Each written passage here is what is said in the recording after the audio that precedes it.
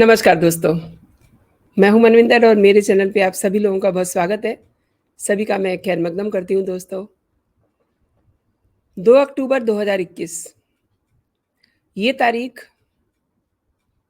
शाहरुख खान यानी कि हज़ारों हज़ार लोगों के दिलों पे राज करने वाले शाहरुख खान कभी नहीं भूलेंगे। उन्हें नहीं मालूम था कि ये दिन, ये तारीख, ये साल उनकी ज़िंदगी में इस कदर करवाहट भर देगा। और ये दिन था जब उनका बेटा क्रूज़ से मुंबई से गोवा जा रहा था और वहीं पर छापेमारी होती है, उसमें उनको पकड़ा जाता है और उसके आगे की सब बातें आप जानते हैं, क्या-क्या हुआ। और आर्यन ड्रग केस में नारकोटिक्स कंट्रोल ब्यूरो के पूर्व जोनल चीफ समीर वानखेड़े ने बॉम्बे हाई कोर्ट में शाहरुख खान से हुई चैट आज पेश की है। मैं चैट में आगे बढ़ने से पहले दोस्तों आपको बता दूं कि ये चैट एक पिता की चैट है। ये चैट ये शो करती है कि उनको अपने बेटे की कितनी चिंता हो रही थी, आर्यन की कितनी उन्हें चिंता हो रही थी और जो सिस्टम है उसको लेकर के वो उस समय कितने परेशान हो रहे थे। ना दोस्ती काम आ रही थी, ना उनका रुतबा काम आ रहा था। बस एक परेशानी थी जो उन्हें मालूम नहीं था कि वो कब ख़त्म होगी।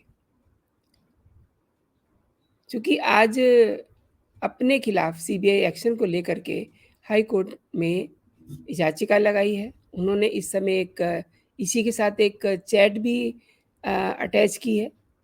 समीर वानखेड़े ने 2 अक्टूबर 2021 को मुंबई से गोवा जा रहे कार्डेलिया क्रूज़ में रेव पार्टी की सूचना मिलने के बाद छापेमारी की थी, जहां से आर्यन खान की गिरफ्तारी हुई थी। इसके बाद आर्यन 27 दिन तक पुलिस की कस्टडी में रहे थे।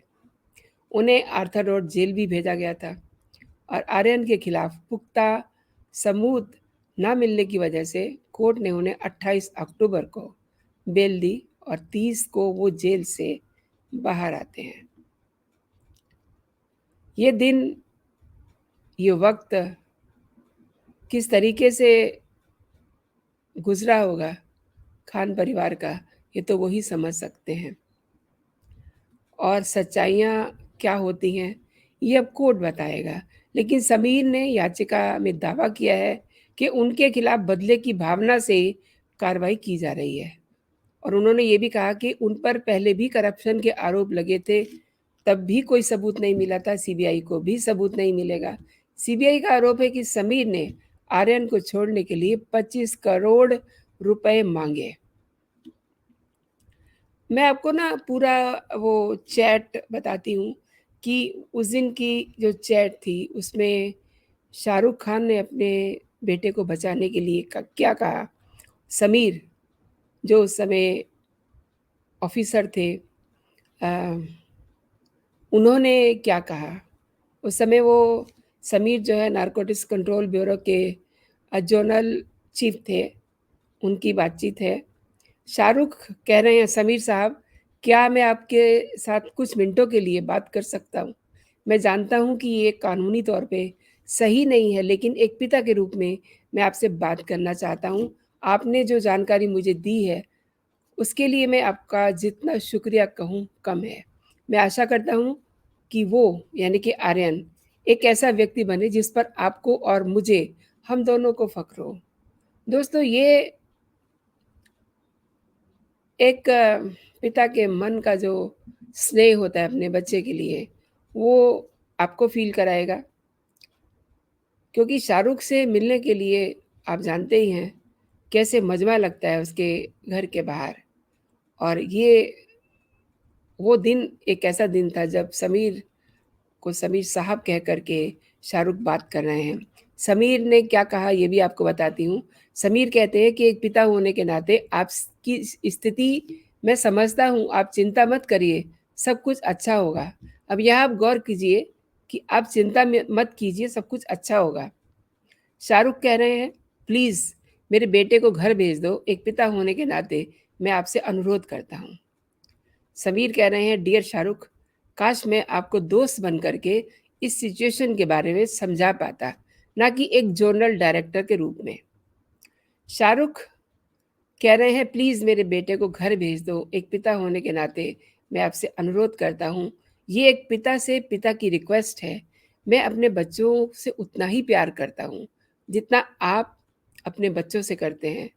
समीर, प्लीज़ मेरा विश्वास मत तोड़ना, वरना मेरा आपसे और सिस्टम से विश्वास उठ जाएगा। शाहरुख फिर कहते हैं, प्लीज़ मेरे से एक बार बात कर लो। मैं आपसे एक पिता होने के नाते बात करना चाहता हूँ। कानून के दायरे में होते हुए आप मेरी मदद कर सकते हैं। मैं हमेशा आपका ऋणी रहूँगा। परिवार के लोग उसे किसी भी कीमत पे घर लाना चाहते हैं। समीर कहते हैं कि शाहरुख, काश मैं आपसे एक दोस्त की तरह बात कर सकता और पूरे मामले को समझा सकता। मैं चाहता हूँ कि उस बच्चे यानी कि आर्यन को एक अच्छा माहौल देना, उसके हित के लिए सोचना, लेकिन कुछ बेकार लोग अपने स्वार्थ के चक्कर में काम को खराब करने में लगे हुए हैं। अब ये काम न जाने कौन-सा काम था, इसके बारे में कोई विवरण अभी फ़िलहाल नहीं आया है। और समीर वानखेड़े ने जो चैट मुहैया कराई है, उनमें वो अपने अधिकारियों के साथ आर्यन खान के केस के बारे में बातचीत कर रहे हैं। समीर के खिलाफ सीबीआई ने आरोप लगाया है कि वो अपने अधिकारियों को संज्ञान में लिए बिना इस केस की जांच कर रहे थे। अब ये एक बहुत ही गलत बात है। अपने अधिकारियों को उन्होंने संज्ञान में नहीं लिया, उनको बताया नहीं और वो चल दिए कार्रवाई करने के लिए। और दूसरी बात ये भी है कि क्या उन्हें इस बात का सपना आ रहा था कि उस क्रूज़ में शाहरुख खान का बेटा आर्यन ही जा रहा है? ये भी उन्हें पता होगा शायद से। और सीनियर ज्ञानेश्वर सिंह के साथ इस केस के सिलसिले में हुई बातचीत का ब्यौरा भी कोर्ट में सबमिट किया गया है आज। और ये भी कहा है कि आर्यन खान क्रूज़ में ड्रग्स के केस में जांच की जानकारी एनसीबी के डीजी सत्यनारायण प्रधान, डीडीजी अशोक मुथा जैन और डीडीजी ज्ञानेश्वर सिंह को समय-समय पे देते रहे थे। ये वो कह रहे हैं। अभी इसको उन्हें कोर्ट के सामने बताना होगा कि किस तरीके से उन्होंने ये वाली सब बातचीत की। इसको जस्टिफ़ाई करना होगा। और अशोक मुत्था जैन ने समीर को निर्देश दिया था कि वो आर्यन खान की डिमांड के लिए और मजबूती से लड़े। अशोक इसके लिए समीर को और एक्स्ट्रा स्टाफ देने की बात भी कर रहे थे। सीबीआई के केस में समीर पर आरोप लगा है कि उन्होंने आर्यन खान को छोड़ने के लिए 25 करोड़ रुपए की मांग की थी। इसके लिए उन्होंने केपी गोस्वामी, आपको याद होगा एक सेल्फी आर्यन के साथ उन्होंने ली थी और उसमें वो दिखाई दे रहे हैं केपी गोस्वामी, वही शख्स हैं और जिसने एनसीबी की गिरफ्त में रहे आर्यन खान के साथ सेल्फी ली थी। इस बात पे भी बड़ा बवाल हुआ था और सीबीआई के मुताबिक केपी गोस्वामी का एनसीबी से कोई ताल्लुक नहीं है।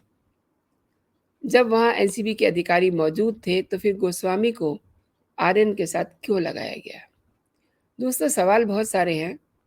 अभी इन्हें कोर्ट में जस्टिफाई करना तो बहुत दूर की बात है। अभी तो आज एक चैट सामने आई है और जो अधिकारियों के साथ बातचीत हुई है, वो कोर्ट के सामने रखी गई है। ये केवल समीर वानखेड़े कह रहे हैं कि उन्होंने अपने सीनियर्स को बताया था, जिनमें डीजी सत्यनारायण प्रधान हैं, डीडीजी अशोक मुत्था जैन और डीडीजी ज्ञानेश्वर सिंह। इन लोगों के नाम लिए हैं, इनको बताया है उस समय उन्होंने कि वो ये करने जा रहे हैं और अशोक मुत्था जैन ने समीर को ये निर्देश दिया था कि वो आर्यन खान की रिमांड के लिए और मजबूती से लड़ें। अशोक ने इसके लिए समीर को एक्स्ट्रा स्टाफ देने की भी बात की थी, लेकिन ये किस तरीके से कोर्ट में साबित करेंगे, ये अभी देखना बाकी है। और ये जो चैट है, जो मैंने आपके साथ शेयर की है, इसको आपके साथ शेयर करने के मेरे 2 रीज़न हैं। एक तो ये कि बहुत बार ऐसा होता है कि माता-पिता को ये पता ही नहीं चलता कि उनका बच्चा कर क्या रहा है। और ये भी कहीं इस बात का सबूत भी नहीं है कि किस बिना पे आर्यन को पकड़ा गया था। और दूसरी बात ये कि शाहरुख की हस्ती देश ही नहीं, विदेश में भी लोग जानते हैं। और जिस दिन ये घटना हुई थी, 3 अक्टूबर 2021, उस दिन शाहरुख उस समय अपने देश में नहीं थे, वो विदेश में गए हुए थे। और उन्होंने कितनी गुज़ारिशें की समीर से, समीर साहब, समीर सर और न जाने क्या-क्या। और उन्होंने ये भी कहा कि आप भी पिता हैं और मैं भी एक पिता हूँ, और बतौर पिता वो बात कर रहे हैं। लेकिन समीर ने उनकी कोई बात नहीं मानी, बल्कि उन्हें ये कहा कि आप चिंता मत कीजिए, सब कुछ अच्छा होगा। अगर अच्छा होगा तो फिर इतने दिन तक उस अच्छे के एवज़ में आर्यन को क्यों कस्टडी में रखा गया, जेल में रखा गया? ये तमाम सारे सवाल हैं। उस पर ये कि आर्यन खान को छोड़ने के लिए 25 करोड़ की डिमांड की गई थी। इन सब चीज़ों के बारे में अभी सब चीज़ें पेंडेंसी में हैं, कोर्ट में हैं, कोर्ट बताएगा। अभी तो ये केस शुरू हुआ है। तो दोस्तों, आप ने ये पूरा वीडियो देखा, धन्यवाद मेरा वीडियो देखने के लिए। जो दर्शक मुझे पहली बार देख रहे हैं, मैं चाहूँगी कि वो मेरा चैनल ज़रूर सब्सक्राइब कर लें, ताकि जो भी मैं वीडियो शेयर करूँ, आपके पास सबसे पहले पहुँचे। और अगर सच में आपको ये वीडियो आपके दिल को कहीं छुई है, तो आप इसे अपने दोस्तों में शेयर कीजिए और इसके बारे में आप अपनी टिप्पणी ज़रूर करें मेरे कमेंट सेक्शन में। तो आज के लिए इतना ही। आप अपना और अपनों का ख़्याल रखिए, खुश रहिए, स्वस्थ रहिए। जय हिंद, जय भारत।